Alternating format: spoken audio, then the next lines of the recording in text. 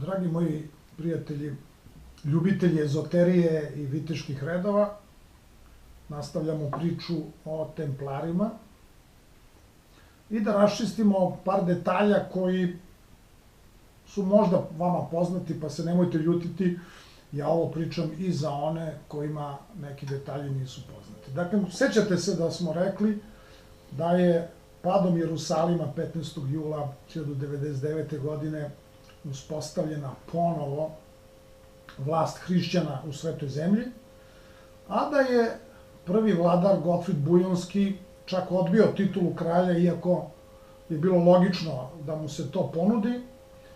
On je sebi uzeo titulu branilac Svetog groba, ne samo iz lične skromnosti, nego i iz detalja koji ćemo ostaviti za vrhunac ove priče kada bude došao taj trenutak.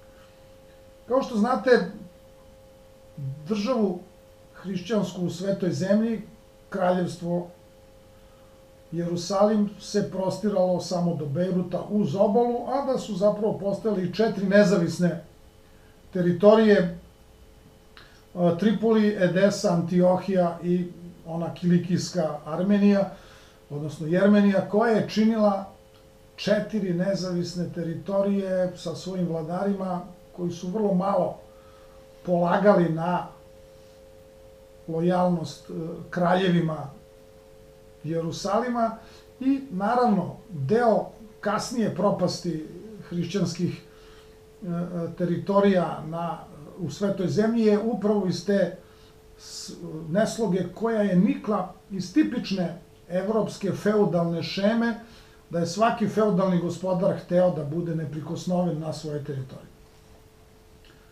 Ono o čemu mi razgovaramo je osnivanje viteškog reda templara posle osvajanja Jerusalima. Znate razloge zbog kojih je došlo do osnivanja viteškog reda i zvanična istorija templara kaže da su oni osnovani da bi čuvali hodočasnike na putu do Jerusalima, jer su ih saracenski razbojnici napadali, pljačkali, robili i odvodili u ropstvo, i da je prvih 9 vitezova se prijavilo za ovu službu da čuva hodočasnike. Postoji, naravno, spisak prvih 9 vitezova, malo čudan doduše. Prvih 6 vitezova se znaju punim imenom i prezimenom, onda za 2 viteza se zna samo ime, a 9. vitez zna se da je postojao, ne zna mu se čak ni ime. Vitez NN. Možda vam se čini da je ovo zbog toga što su hronike tog doba bile neprecizne, ali naravno da to nije tačno. Hroničari koji su pratili postojanje, odnosno osnivanje, rad i život templara su inače vrlo precizni. I ovaj broj 9 nije slučajan, nije slučajni broj 6 vitezova za koje se zna. Broj 6 je broj čoveka u kabali. Ovo zemaljski broj govori o ljudima na zemlji. Broj 9 je obrnuta šestica, jer to je onaj gornji deo, to je nebo, čime se ispunjava ovom pričom 6 i 9 klasično hermetičko pravilo kako gore, tako i dole, što će reći podrška na nebu, sigurnost na zemlji i uspeh na zemlji. I očigledno je da je ova igra oko broja osnivača viteškog reda templara nastala mnogo kasnije, u zrelom dobu, znači ne na početku kada je red osnovan, nego možda 100 godina posle toga, kada je ova istorija po starom hrišćanskom običaju, što je radio i Vatikan bezbroj puta, istorija kodifikovana unazad. Moje istraživanja pokazuju da su postojala samo 2 viteza osnivača. Jedan je naravno prvi veliki majstor Hugh de Paen, a drugi je njegov drugar Geoffroy de Saint-Omer, i to su osnivači viteškog reda. Na simbolu, na pečatu vitezova templara imate 2 viteza na jednom konju. To ne samo da simboliše njihove osnovne postulate o siromaštvu, nego govori da su to zapravo ova 2 osnivača, a imati ratnog konja u 11. veku, bilo u Evropi, bilo u svetoj zemlji, je bilo vrlo skupo. Imati konja koji je mogao da nosi ratnika u oklopu i sem toga konja koji je obučen da učestvuje aktivno u bici, znači ne samo da neko na njemu jaše, nego su bojni konji, koji su takođe bili oklopljeni, bili dresirani da nogama udaraju pešadiju oko sebe i imati bojnog konja u privatnom vlasništvu, viteškom redu ili biti plemić koji ima bojnog konja, bi otprilike značilo kao kad biste sad uzeli oklopni transporter da se vozite po gradu, a sami da ga kupite, opremite i sad da vidimo ko sme da se vama suprostavi na parkingu kad se parkirate ili kad prolazite kroz crveno na raskrsšću. Znači, 2 viteza su osnivači ovog viteškog reda. Naravno da priča nije tačna ni sa brojem 9. Imate zapise o tome, možemo da pričamo jednom drugom prilikom, kad budemo ulazili u baš detalje, da je 30 vitezova iz Antiohije poslato u kraljevinu u Jerusalim da obezbeđuje hodočasnike, a vi znate da sem vitezova je sa njim išla i pratnja, a to su bili oni koji su ga štitili, da tako kažem, i u boju, i privatno, i tako dalje. Moglo bi da se kaže da je 100-ak ljudi bilo na ovom potezu da štiti hodočasnike, što je inače sasvim u redu. Ono što se takođe manje zna, a to je da ono što danas imamo kao sliku vitezova templara, bela mantija sa crvenim krstom na grudima, je proizvod kasnijeg vremena. U početku nosili su ono što su imali. Tek Papa Honorije je negde oko 1127. odredio da oni nose belu mantiju, iz prostog razloga što je društvo hospitalaca nosilo crnu mantiju, a tek 1146. godine Papa Evgenije III. Donosi odluku da vitezovi templari na beloj odori nose crveni krst koji simbolizuje njihovu želju i njihovu spremnost da se žrtvuju za odbranu svetog groba i njihovu spremnost da za to polože svoj život.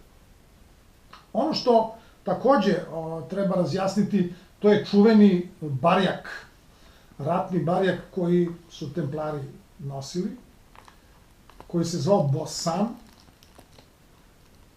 koji se sastoji od 2 polja, crnog i belog polja.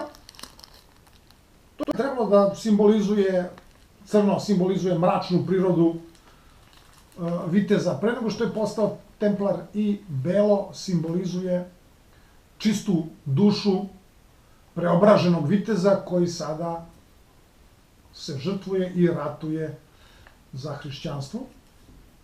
Međutim, ima i jedna, da kažem, prizemnija definicija.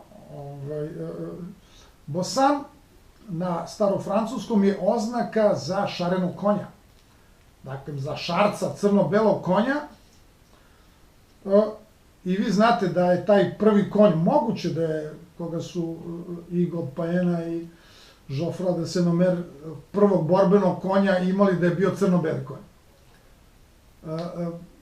Taj konj se spominje čak i u škotskim hronikama kao Barsent. U jednoj hronici srednjovekovnoj na staroškotskom dijalektu koja se zove Twa Dogs. Twa znači 2 na škotskom, je li tako? Znači Twa Dogs dva psa, u kome taj pisac Burns opisuje, ima ih čak i stih, o crnom belom konju, odnosno o crnom konju koji imao prednji deo glave beo. Kao što vidite, ovaj crno-beli šarac, da ne kažem bosan, postaje sada metaforično barjak crno-beli, naravno sa crvenim krstom na sredini, a u isto vreme je to bio i ratni poklič templara bosan, koji je govorio o tom metaforičkom značenju duhovnog preobražaja iz stanja crnog u stanje belog i stanja zagađenosti duše u stanje čiste duše. Naravno da ova priča ima svoju predistoriju. Znači, nikome nije palo na pamet 1119. godine da osnuje red templara. Evo, baš sad, jeste godinu dana pre toga bio jedan veliki masakr hodočasnika i verovatno je to bio razlog da se redu pristupi. Međutim, ključna ličnost u pripremi i ko zna čemu sve u svetoj zemlji je bio jedan veliki feudalac iz Evrope, Hugh od Šampanje, čiji je Ig od Pajena bio vazal, dakle potčinjeni lokalni baron. Hugh Šampanjski je u svetoj zemlji bio već 1104. godine. Tu proveo 4 godine, to je sad priča zašto je proveo 4 godine tamo, onda se vratio u Francusku, da bi 1114. ponovo došao u svetu zemlju, a onda 1125. godine postaje templar i templarsku zakletvu polaže svom vazalu, koji u tom trenutku prvi veliki majstor templara. Naravno da ova cela priča ovako deluje besmisleno, da feudalni gospodar polaže zakletvu svom vazalu, to nije bilo moguće, sem u nekom višem i važnijem cilju, pogotovo što stoji jedna pretpostavka koja nije baš dokazana, ali je verovatno bliska istini, da su Hugh Šampanjski i Ig od Pajena bili u rodbinskim odnosima, pa je to jedan od razloga njihove bliskosti i dogovaranja oko stvaranja viteškog reda i njegovim kasnim rukovođenjem. A naravno da uz Hugha Šampanjskog još jedan veliki evropski feudalac, takođe s francuskim, Fulk, grof Anžujski, Fulk V, postaje templar 1120. godine i kasnije postaje sa kraljem